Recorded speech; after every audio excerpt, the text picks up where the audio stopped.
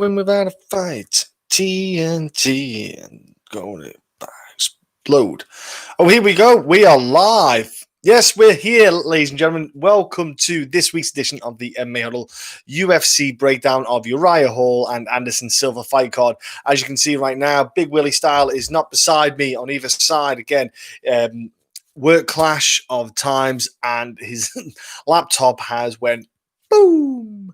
So he's had a bit of an issue with doing anything at all right now. For the next few days, he's trying to work out right now and getting something sorted out so that he can join you and I next week on the podcast. So sorry, folks, it wasn't planned. I'm sure Will didn't mean to either. And like I said, look, we are here for this week's breakdown.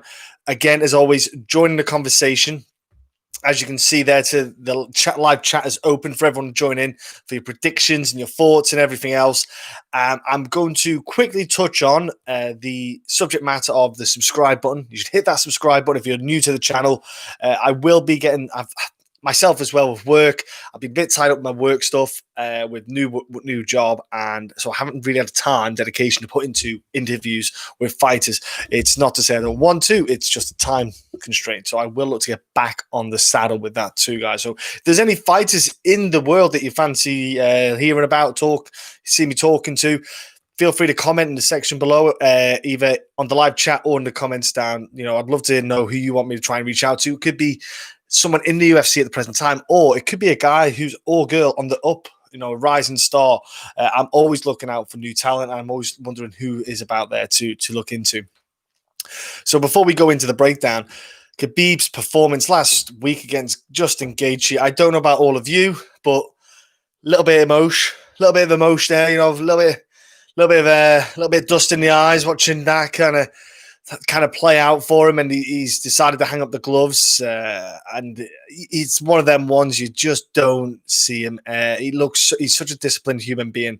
I don't ever see him coming back. I don't ever see him breaking that kind of rule, let's say, that he's on that deal that he's made with his mother. There was obviously he's went on to number one pound for pound list. John Jones kicked off a stink, and I think John Jones just needs to let Khabib have the moment. If he's retiring, he'll actually come off the rankings altogether. It's just that moment. It's just that one time. Get over it, kid.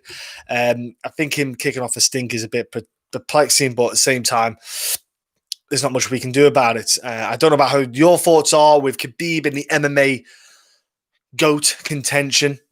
He's obviously should be thrown in there. Absolutely undefeated record. You know, came in the UFC, tore it apart. We lost some prime years of Khabib with injury, but at the same time, I think we saw some stellar performances. You look at the last three. You know, when you got the likes of Justin Gaethje, Conor McGregor, and Dustin Poirier, all of them hit like freight trains and hit hard and are great fighters in their own rights. And he just stopped all of them. He shut them all down, and he really put an asterisk on Justin Gaethje's wrestling game. He really kind of put that question mark in, is how good is Gaethje's wrestling game?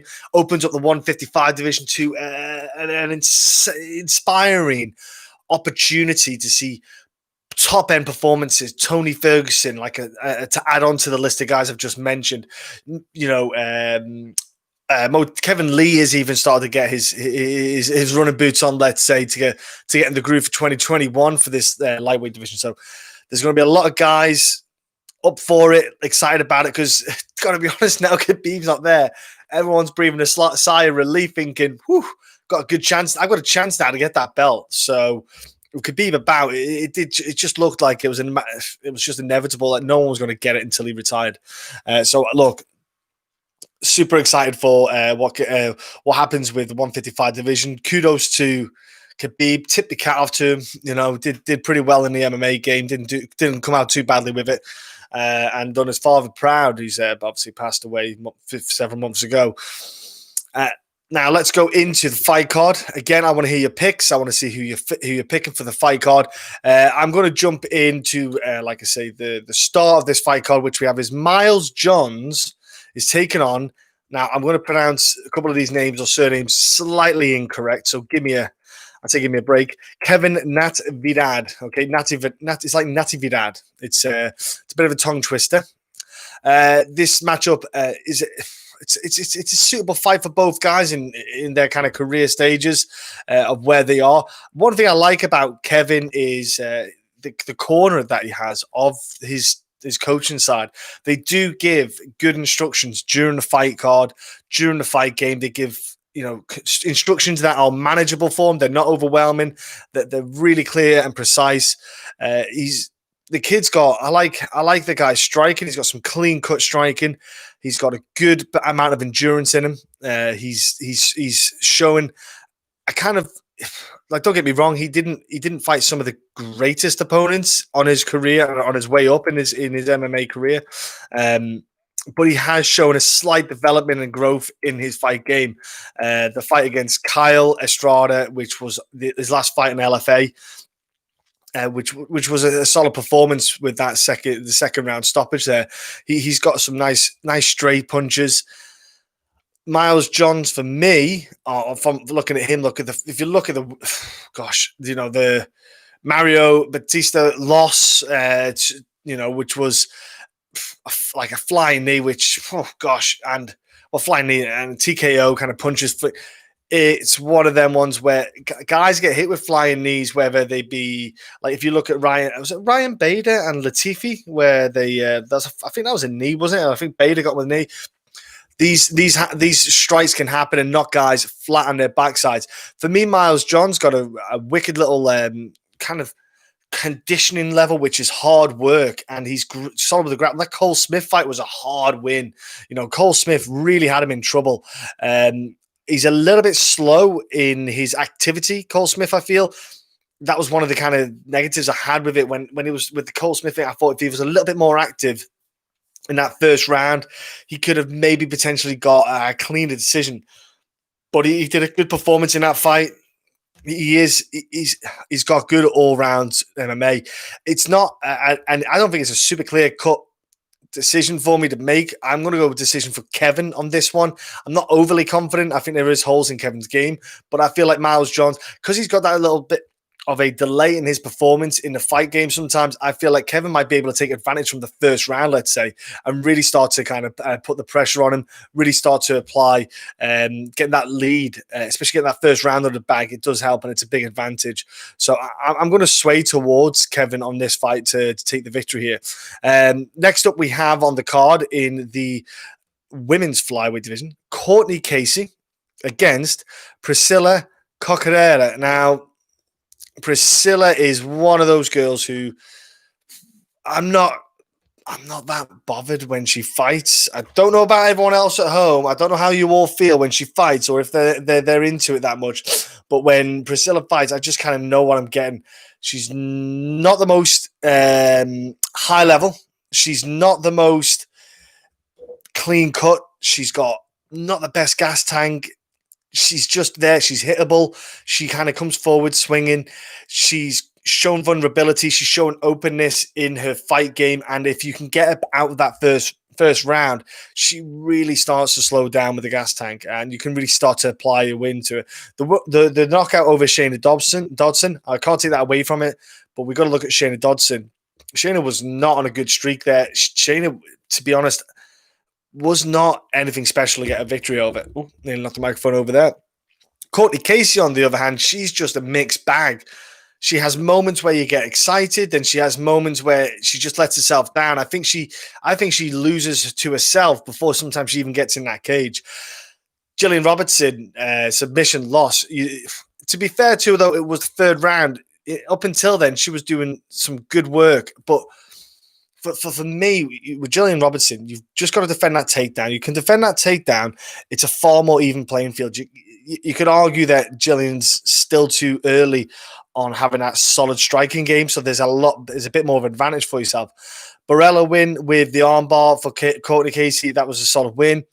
Just to Cynthia Carvalho, which was a back and forth battle. You got Angela Hill. She got the victory over. So she's got good wins in mixed bag. For me, I cannot see how Courtney Casey should lose this fight. I think she's got a toughness about it, so you don't see people absolutely starching her. I think she's got one loss in I think no, she's got no losses in her MMA career via stoppage with strikes. She can take a strike. She's got a kind of bit of a height and length and reach advantage, where Priscilla's going to have a bit of a difficult time with the conditioning side of things. I think she'll start swinging and missing. Standard. That's kind of what she does. But I think over the time, over those 3 rounds, I think you'll see Cortney Casey just get the better of her. She might even try to get the fight to the ground, Cortney Casey herself, because she probably has got a bit of a stronger game on the ground. So I've got to go towards Cortney Casey in this one. I just don't know or see how Priscilla's going to take this W. Again, I'd love to know if any of you guys at home or girls have any inputs on the picks and who you may be looking at, because especially the tougher ones, they're not as easy to call out or predict going forward. Next up we have is Dustin Jacoby. This is in the light heavyweight division against Justin Ledet. Now, Justin Ledet is still in the UFC. Kind of confusing, but he's still in the UFC. But what it is, what Justin Ledet is, he's a good gatekeeper now. Like, he's probably going to lose this fight, if I'm brutally honest with you. They've set up Dustin here to get a win, which I watched his fights. Was I overly impressed by Dustin? Not overly. I wasn't overly blown away by his performances. He's still hittable. He's man. I just think they're gonna work off Dustin here for Justin to lose the fight, because Justin he's 0-3 in his last 3 fights. Dustin's coming in after the victory on the Dana White Contender Series. They kind of need to keep that new blood for the light heavyweight division coming, so they need to get guys in there. I still feel that he couldn't even get the W's in Bellator, Dustin, in his time there. Now, don't get me wrong, that was a while back, and that was back in like 2015 or something. He had several years off, came back, beat Cody East, and then Ty Flores. I'm probably going to go with Dustin Jacoby because of the kickboxing background. He has got this. He's been with Glory. He was fighting on Glory. He's shown as well a bit more with the kickboxing side of things. He's shown a calmer striking game in the kickboxing. He's picking his shots a lot wiser in MMA because he realized, obviously, I'm sure with the transition between MMA's kickboxing and back again, because obviously the kickboxing had to put 100% in. Is those gloves, when you've got those boxing gloves, kickboxing gloves, those 12, anything from like 10, 12, 14, 16-ounce gloves. When you spar with a 4-ounce glove, it's a huge difference. The space allowed with an MMA glove on compared to boxing, it's phenomenal. It's insane. If no one's done any boxing before or MMA, if you just even try it just to give an experience, to give you a gauge of what you're facing. For me, Dustin should be able to use the kickboxing to outstrike Justin Ledet. Justin's got the boxing side of things. He's got very good hands. He's got good 1-2s, but I feel like his output kind of lets him down. His lack of maybe aggression with the combinations kind of let him down. I think Dustin here should be able to apply the kicks to his fight game, because Justin has that heavy front foot with the boxing, which opens him up for the leg kicks. I want to pick Justin with a decision win because, Dustin, I didn't mean to say Dustin with a win. I think Ledet is just going to fall a bit shy because of his, just a smaller kind of lack of assets on the striking side of things. So, and it'll probably be a pink slip for Justin after this. I don't know what they're going to do with him after, because if he's 0-4, there's only so much you can use someone as a kind of gatekeeper without them winning. Next up, we have in the lightweight division. I was a bit surprised on the matchup myself, but it's happening. Chris Gruetz, here we go. You ready for this, girls and boys? Gruetzemacher, okay? Gruetzemacher against Alexander Hernandez. Now, that's the best you're getting out of me. I see this one as more of a kind of good rebound bout for Alexander Hernandez, because Alexander, for me, still got a bit more. He's still got a bit more development in him. He's still got a bit more growth. He's 28 years old, which seems weird because he maybe acts younger than he should be for his mature age. The Drew Dober stoppage was, he just got outclassed with a guy in Drew Dober's higher level striking, it just shone. But let's not forget, he went and beat someone like Trinaldo himself. He beat OAM. He beat Benil Dariush. So let's not forget that Alex Hernandez is not, so far, he's not had any easier fights in that division. He has fought, everyone he's had is a hard opponent at lightweight division. And we all know how stacked it is. You go to Chris, who came in and he got the Ultimate Fighter victory against Abner Loreves or something like that. Some guy lost to Chase Skelly. He lost to Javi Ramos, and then he defeated Joe Lozon, who I think we can all say Joe Lozon was really kind of on the back end of his career anyway. Joe Lozon, I felt like saying, who wasn't beating Joe Lozon at that point in his career? So you've got a guy he's not anything special, Chris. He's not got a great asset to come to the table that's going to even, I think, cause Alex Hernandez much problem. I think Alex Hernandez could probably really powerfully grapple here, Chris, and just get him on the ground, really beat on him for a bit, and probably take this victory. I wouldn't be so shocked if Alex Hernandez gets a stoppage here. I think it's an ideal matchup for Alex Hernandez. Kind of helps him as well get set in that lightweight division, because so far in his career, he's really just been given a handful of sharks to face against. And that's a hell of a litmus test for anyone. So I take my hat off to Alex Hernandez. He's done what he's done. And I think he's got a more suitable fight here with Chris. I definitely pick Alex Hernandez in this fight. I think Chris is going to have a really tough night. I can't see Chris getting past Alex Hernandez in that one. Moving on, though, ladies and gentlemen, to the main card. I feel like I may be going a bit quick through these fights, but it is what it is. Again, I'd love to know if you have any picks for this fight card. So please give a comment in the section if you've got any picks yourself or what your thoughts are on these fights. Love to know your thoughts on Anderson Silva potentially having his last UFC fight, but hinted that he might carry on elsewhere in the world. Most likely Japan, most likely go towards somewhere like Risen with his kind of affiliation to Pride and his kind of link there. So yeah, I'm going to go on to the main card now, which, gosh, I am absolutely stoked for this fight. Bobby Greene is back again against Thiago Moisés. I'm loving Bobby Greene at the moment. Oh man, I am so happy with Bobby Greene away. The fact that Bobby Greene's fighting regular again, he's back in the mix again. It's super that when he gets that kind of fluidity and fighting frequently, the dude is a danger, man. He is a hard guy to fight. He is a tough character to fight. Solid wrestling. He's got good defense. He's got slick hands, hard hands, good cardio. He's just a relentless machine, and he's hard to beat. I think Bobby Greene is one of those guys that if things outside of the cage maybe didn't get in the way. No, I don't want to say get in the way. Maybe if things didn't affect him, I'm not sure, he would probably be even higher in his career than he is at the present time. But he's putting together some good wins. And look, he's fighting a guy in Thiago Moisés who we saw in his last fight against Michael Johnson, that he's lacking in that ability on the feet. He's still got that vulnerability where he throws the head kick, which is, he's got a smooth head kick. It's quick and it's fast. But he's fighting a guy in Bobby Greene who's got quick hands, and I think Bobby Greene's going to be able to catch him, beat him to the punch. When you look at Thiago Moisés, he wants to get the fight to the ground. That's where he is in his little element. Bobby Greene's got solid takedown defense, and I truly believe that Bobby Greene can stop and deny these takedowns to Thiago Moisés. And I said it before, and I do still think it. I think he's going to be able to stop the takedowns coming in. I think he's going to be able to stop Thiago Moisés getting in there and getting the fight to the mat.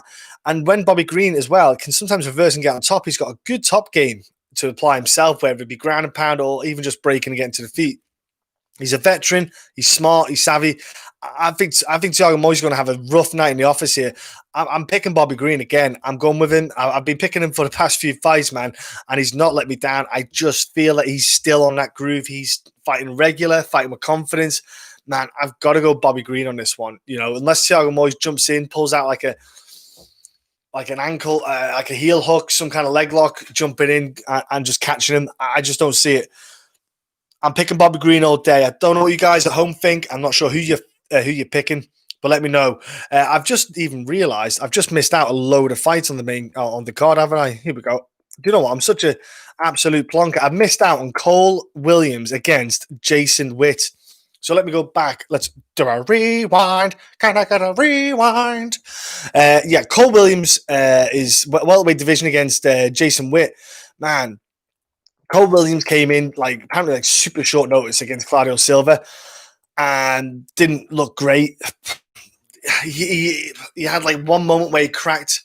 Was he cracked Claudio Silva like a head kick or maybe like a partially blocked head kick or a punch or something? Wobbled Claudio Silva a little bit because Claudio, he was a bit too. He got too cocky in that moment where he thought, I'm landing shots, I don't need to do anything, and he was getting hit. That's it, end of. And then he got taken down, got stopped, got submitted, and that was it. Cole Williams couldn't stop it. Now, watching Cole Williams on the regional scene, I've not seen a lot about him that's made me go, this dude is fantastic. You know, he's fought guys with, I don't want to say questionable records because one guy's 6-16, the other guy's 1-1 and 1-4. But he's fighting guys who are suitable for his level. The guy can hit hard. He can pop some punches in. So he's not poor, super level. But I just don't think he's of a high. I don't think he's going to get. I think get eaten up in the welterweight division. He's got a more suitable opponent in Jason Witt. Jason Witt again, been on the regional scene for a while.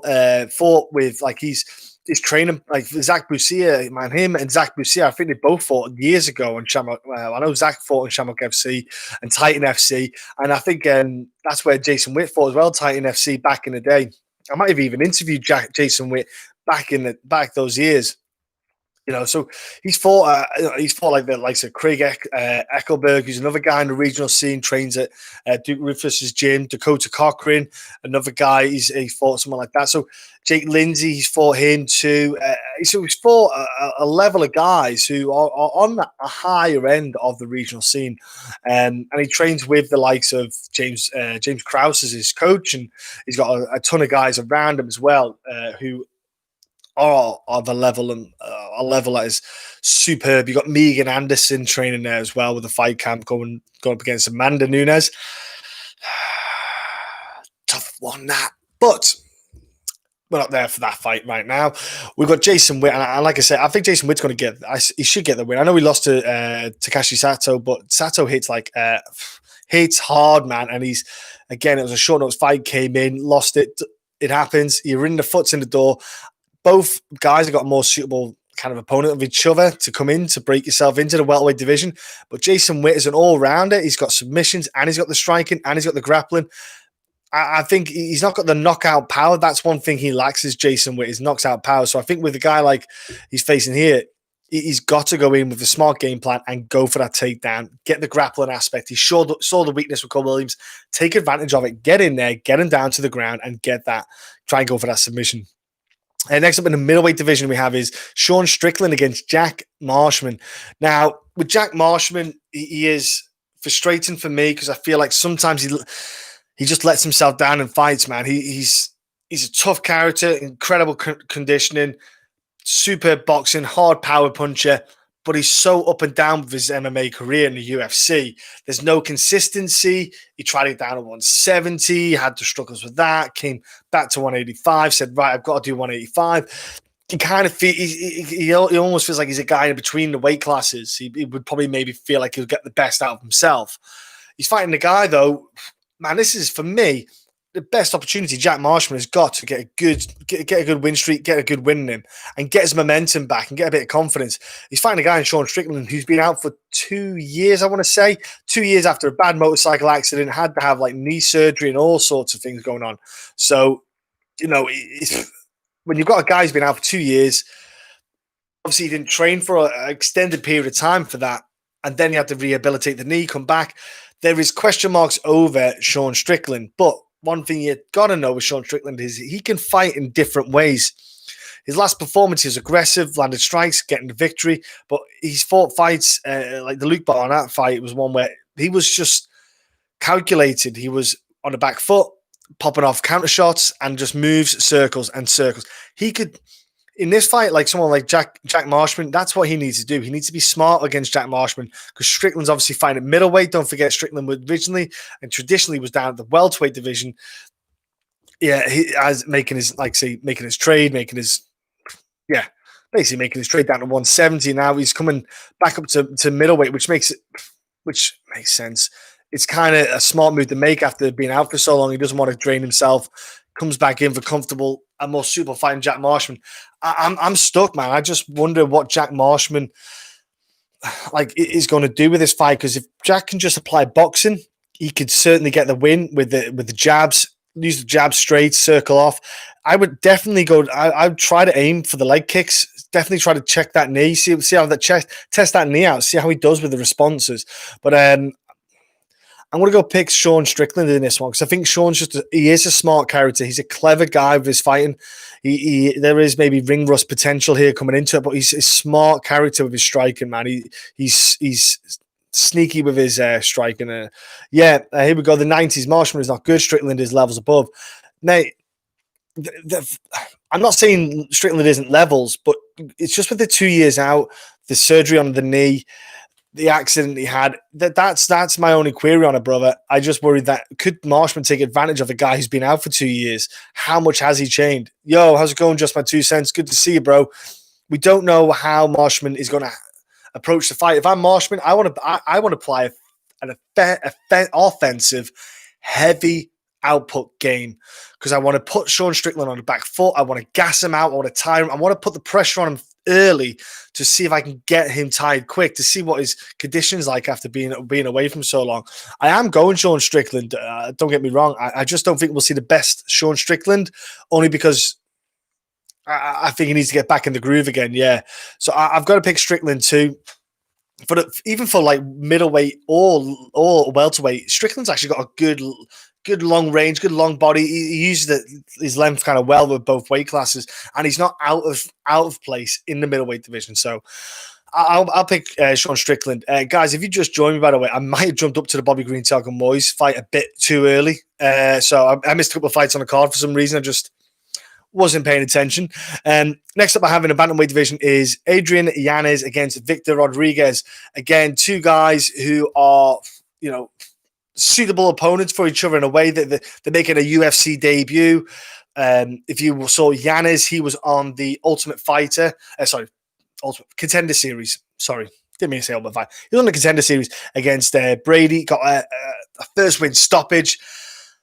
And if you remember that stoppage, man, it was like a crisp combination of the hands. Dropped the kid, Brady, and then Brady bounced back up and then got hit. The referee jumped in.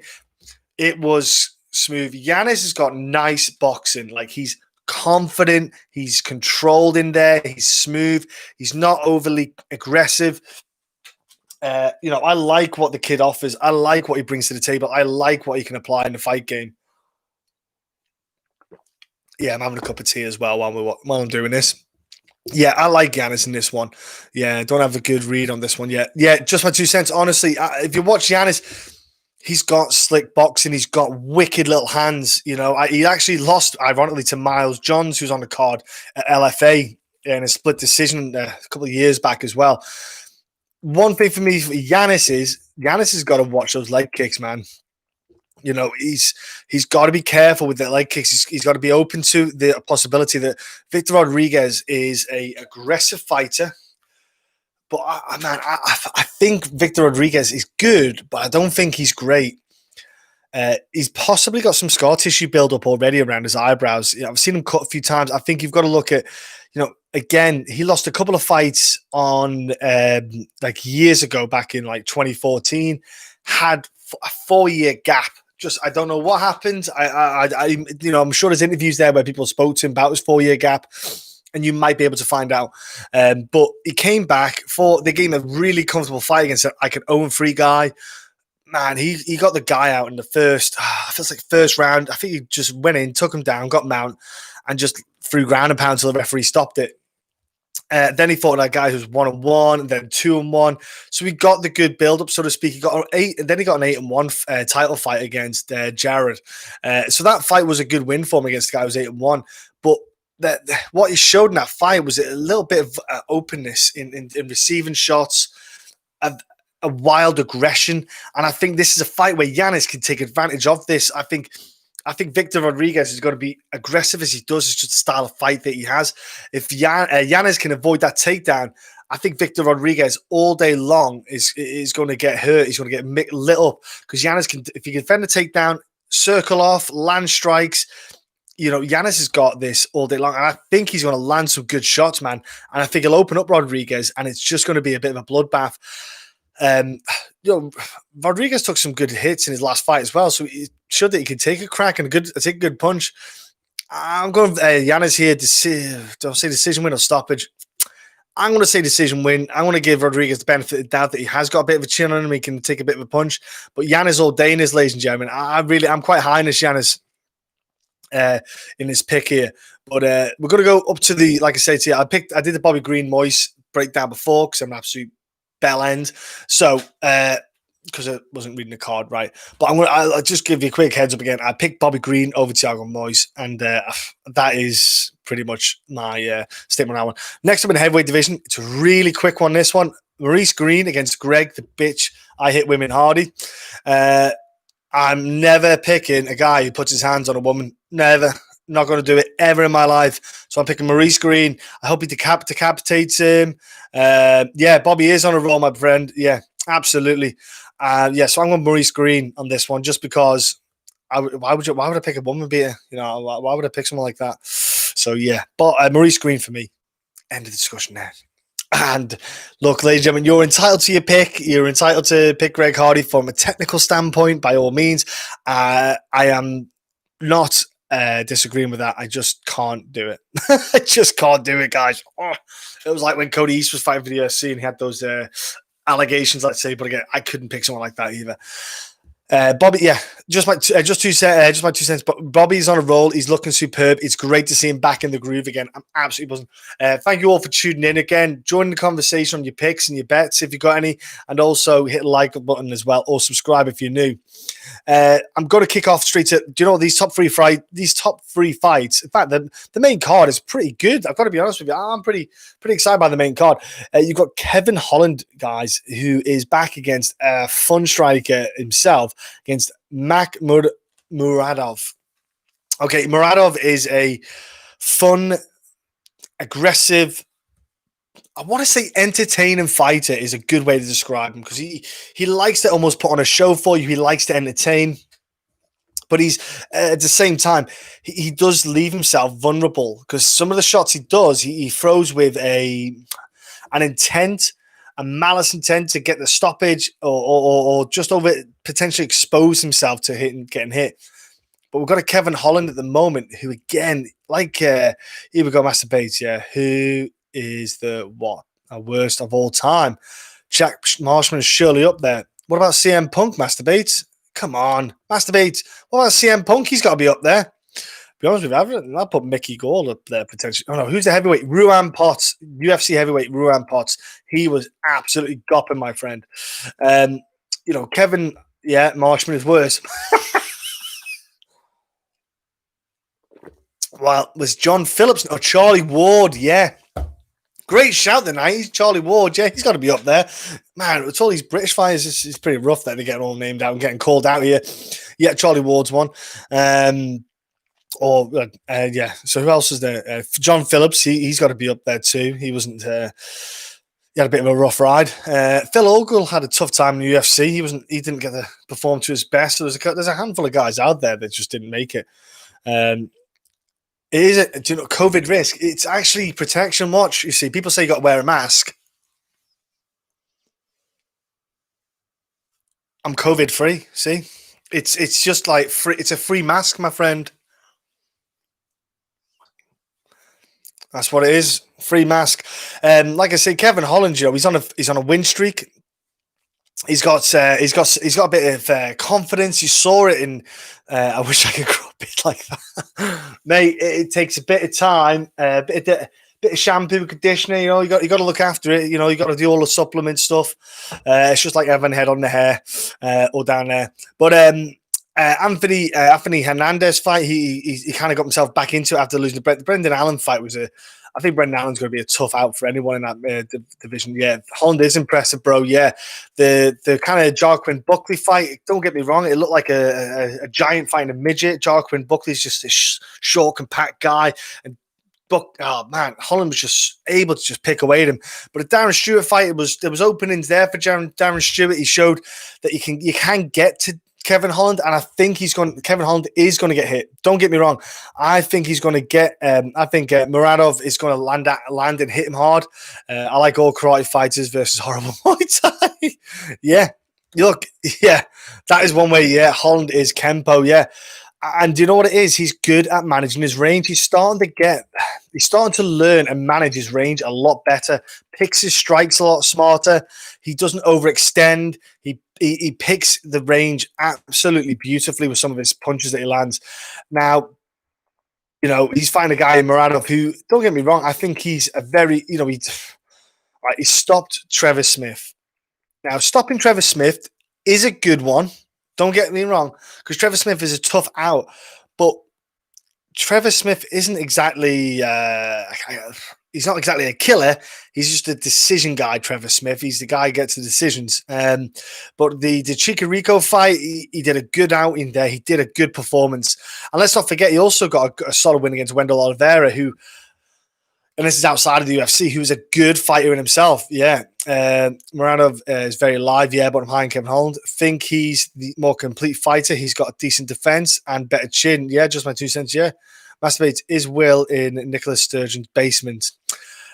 He's not in Nicola Sturgeon's basement or Nicola Sturgeon's pants. Neither of them, my pal.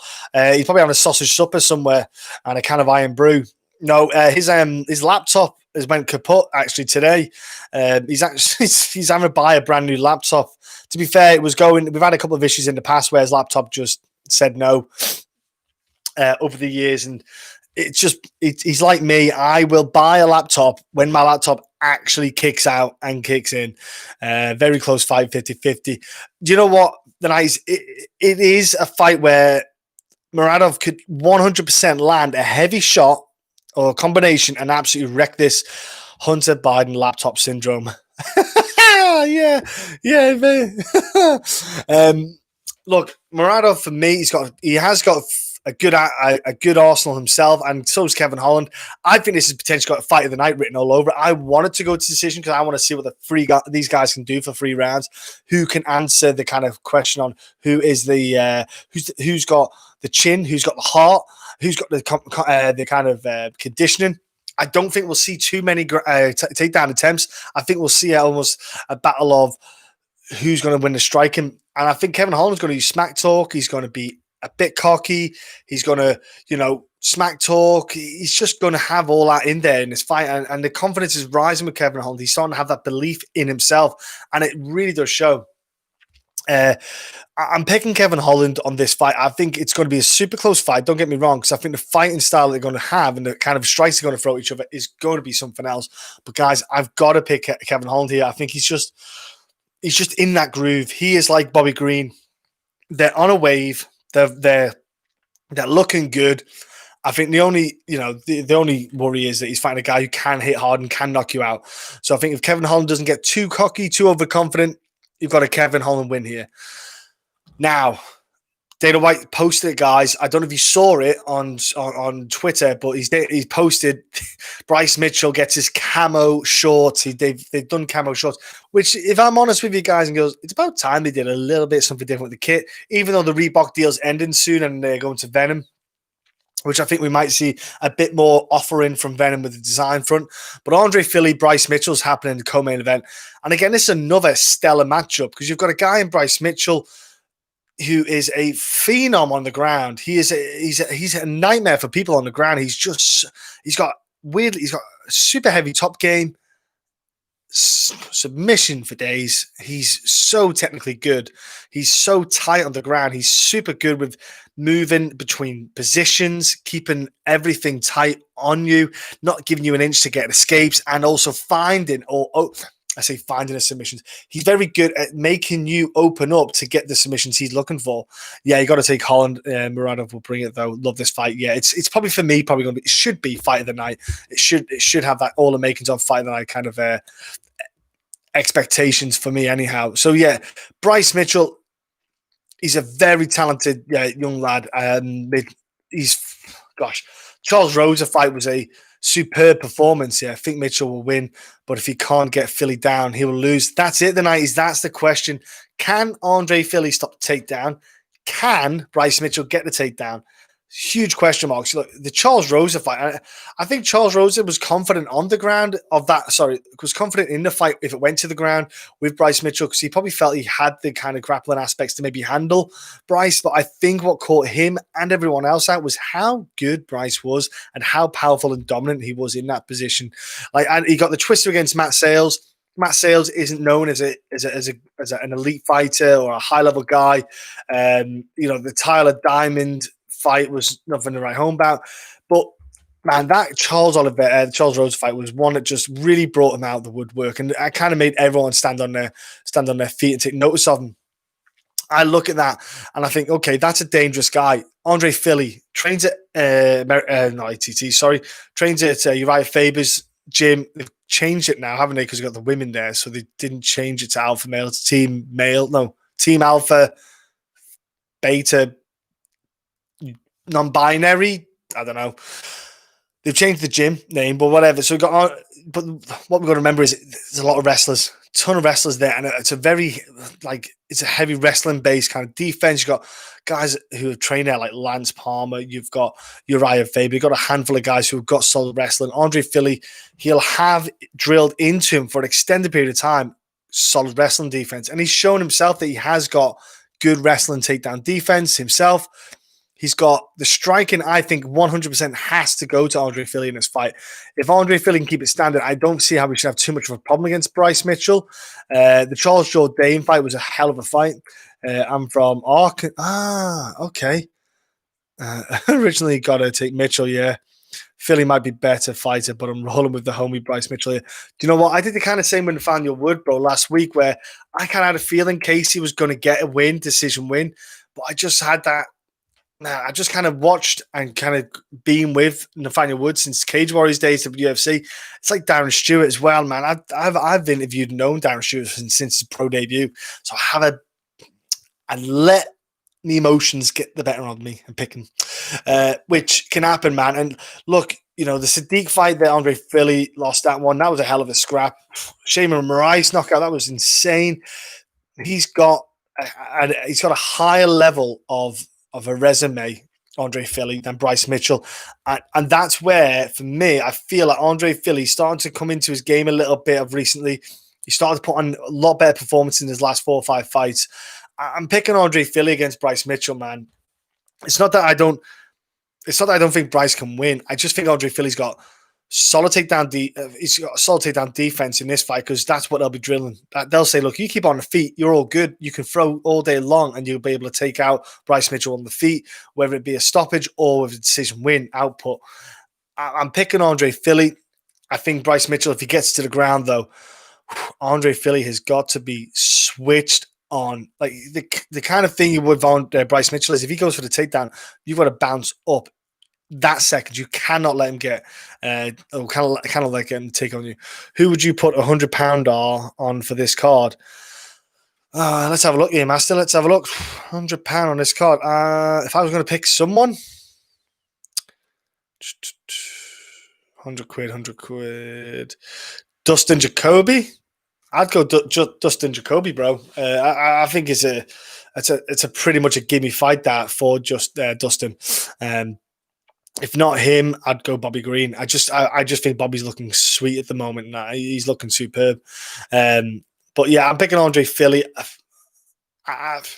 This is the test for Bryce Mitchell. The Charles Rosa fight, that was a fantastic performance. Can he perform it though against a veteran, someone who's in the featherweight division? He's always been around like the kind of upper end. Can Bryce Mitchell beat someone like this and then put himself in that kind of upper echelon? We're going to find out. That's the fight. This is what this fight is for Bryce Mitchell.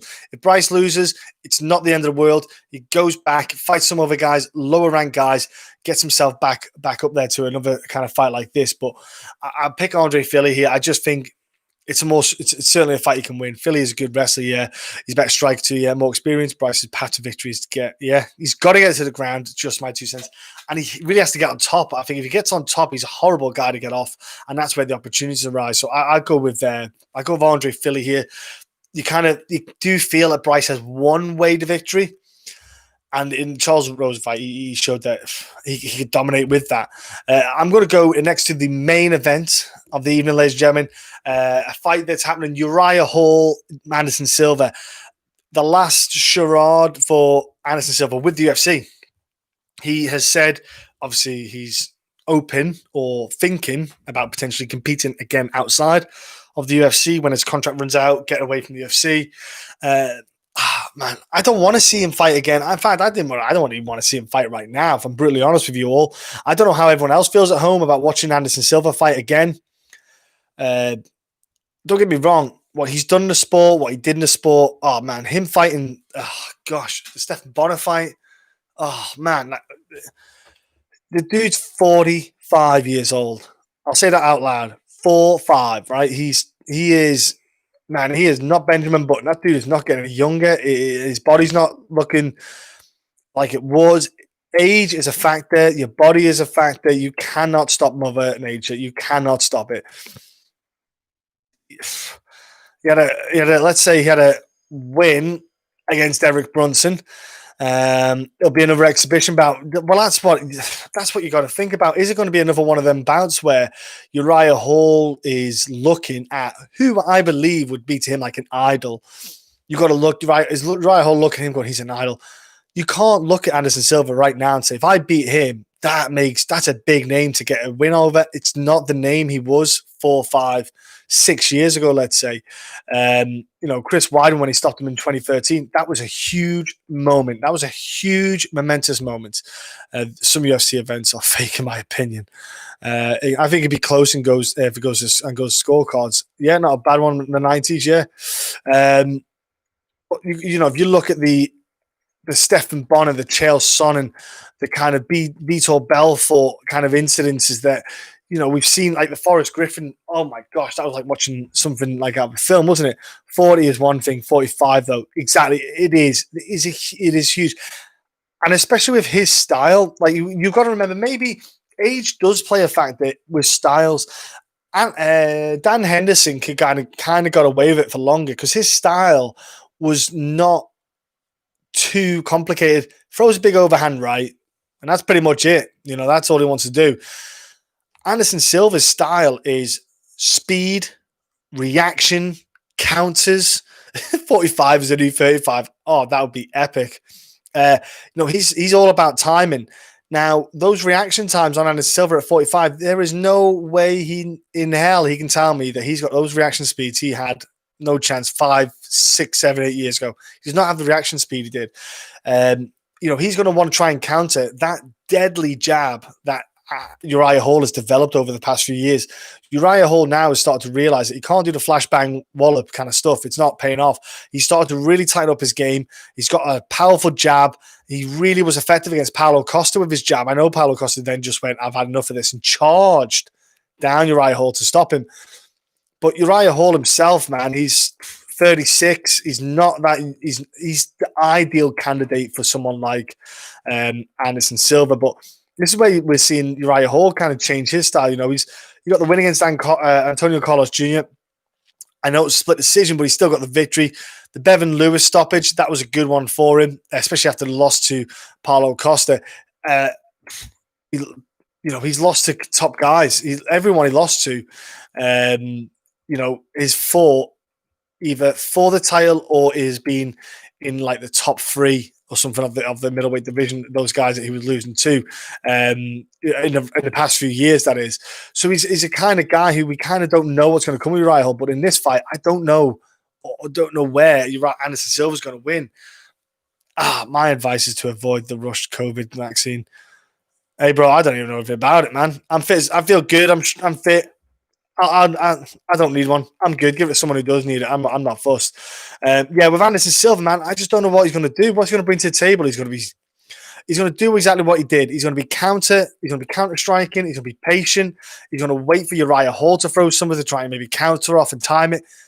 But Uriah Hall, for me, he's going to be faster. He's going to hit harder. He's going to have the power in him. He's going to have the explosive movements that Anderson Silva doesn't really show or won't show. You look at like we said, the Israel Adesanya fight, the Jared Cannonier fight, and the Daniel. There were certain fights where you look at even against Michael Bisping in 2016, he did well. He questionably stopped Michael Bisping.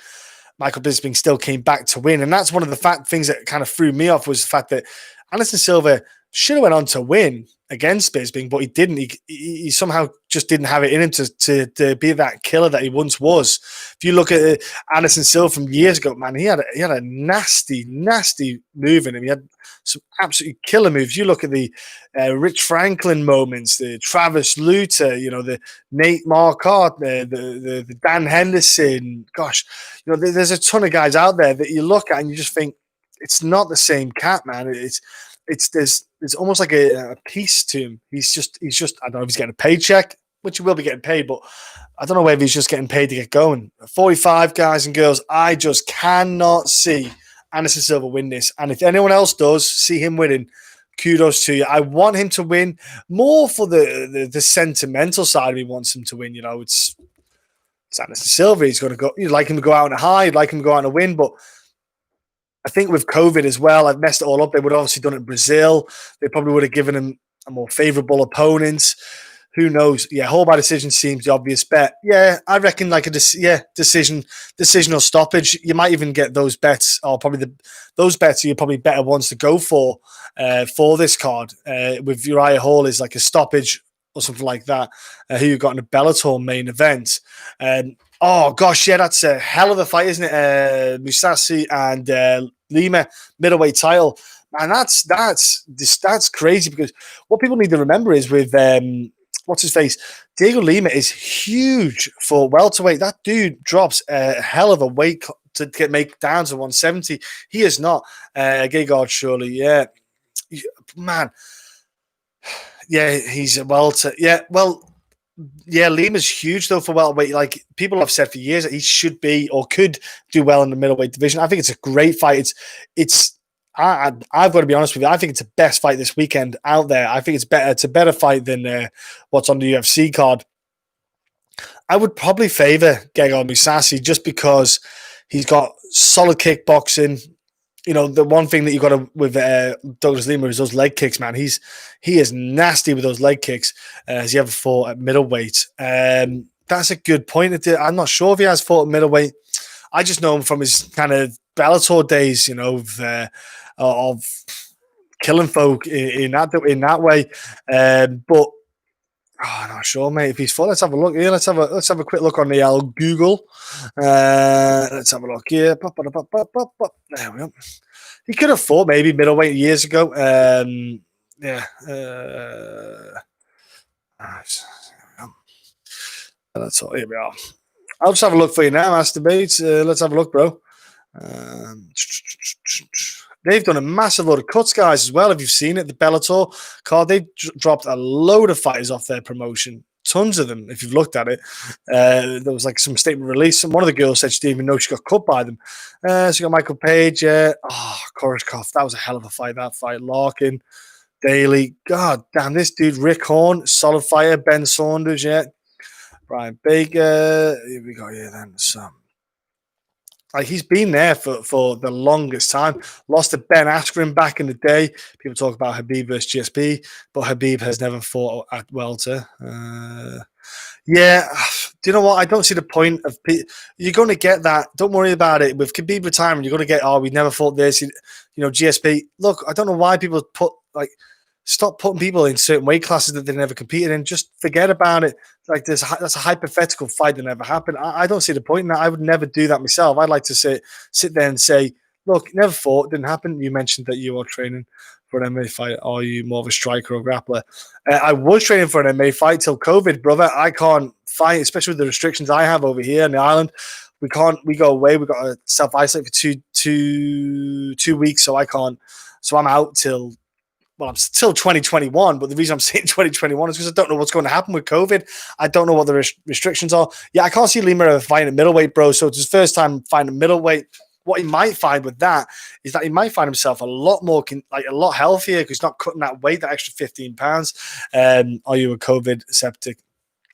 No, I'm not, bro. It's just I have to stick to regulation. I don't really COVID things. COVID, what it is. I think we need, as human beings, need to get on with it. I don't. Oh, man, yeah. Whether it's a strong version of the cold, I don't know. I just want us to be able to function in a world where we accept what's there, work around the people who are more vulnerable, put them in a more safer position, look after them, let everyone else who is more kind of healthier, let's say, or more adaptable to deal with it, let them get on with it. So that not only can we carry on as human beings, but as the economy can get on with it as well, because it's affecting everyone in ways that people losing jobs, depression, mental health is a huge thing. I think 2020 is one of the biggest years we'll ever see for mental health and how it's affected people. I'm sure all of you maybe have been affected by it in some way, and even myself. So it's not been great. Yeah, you have harsh reactions in the north of England. Restrictions, bro. I'm in the Isle of Man. So our restrictions are very different. We don't have COVID in the community. The only COVID cases we have confirmed are for the key workers who come from the UK to the island, and as soon as they come over, they have to self-quarantine for 2 weeks anyway. So that's all we have over here. So we're quite lucky, bro, in that sense. We don't have that. We're not part of the UK's restriction tier. We don't have their tiers like tier 1, tier 2, 3, and all that stuff. We don't have any of that. So quite lucky in that regard, guys. We're super lucky. I'm more of a grappler, by the way, with the MMA thing. I like to grapple more than the strike, and it's from rugby. I played rugby for years, so jumping in for a double leg is just it's just a standard thing. I can't help it. I just see it, I jump in for it and take it down. Let's go to the betting side, folks. I don't know if you guys have seen the odds. I don't know if you guys got any bets on yet, but let's just quick look and see what odds we've got. Yeah, Cortney Casey minus 230 sounds about right. I wouldn't even bother touching that one. Priscila plus 180. Yeah, I see clear of that. Miles Johns minus 165. Kevin Natividad plus 135. That's not a bad one to look at, That's plus 135 for Kevin. That's something I'd be looking at. I think he's live in that fight. Dustin Jacoby minus 325. Justin plus 250. Avoid that like the plague. Unless you want to go for a prop bet. I don't know if Dustin has got a stoppage. I don't know what the odds are for him stopping someone, but that might be something worth looking at. Cole Williams plus 120, Jason Witt minus 150. Jason Witt minus 150 at the moment. That's something that would attract me. That's something I'd be looking at. Most of the faves will win. Only see maybe one dog winning.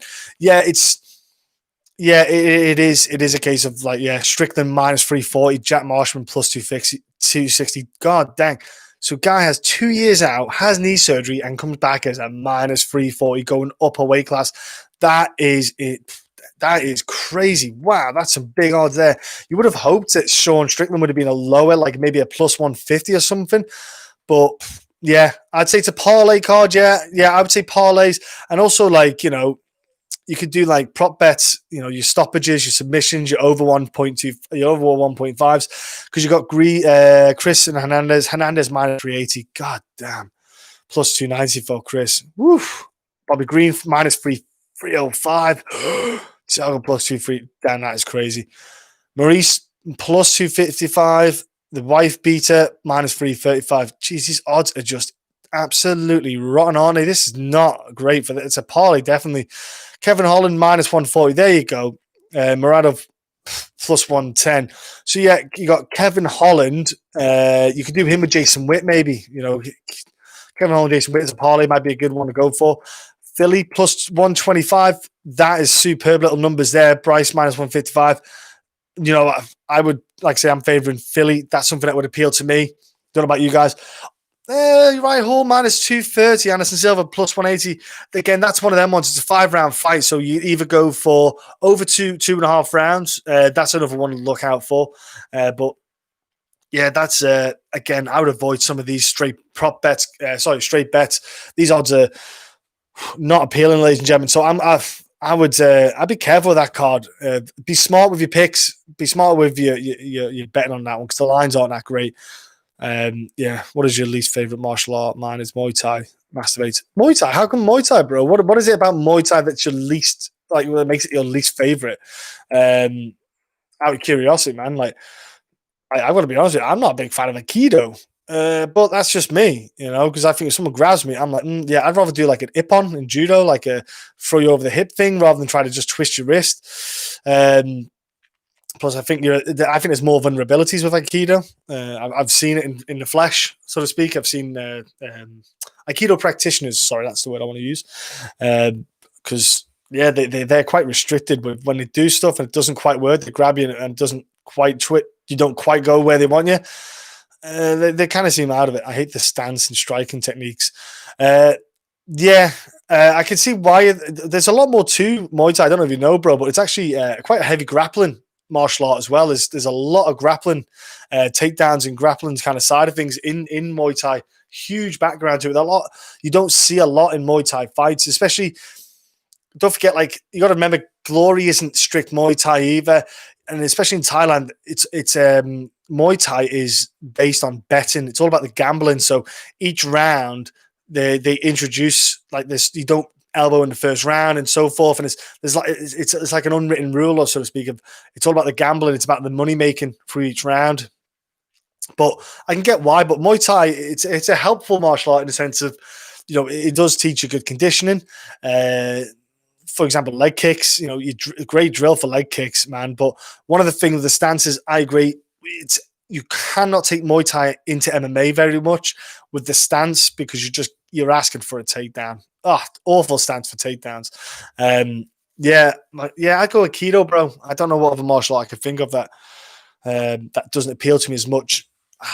It's so limited in terms of variety.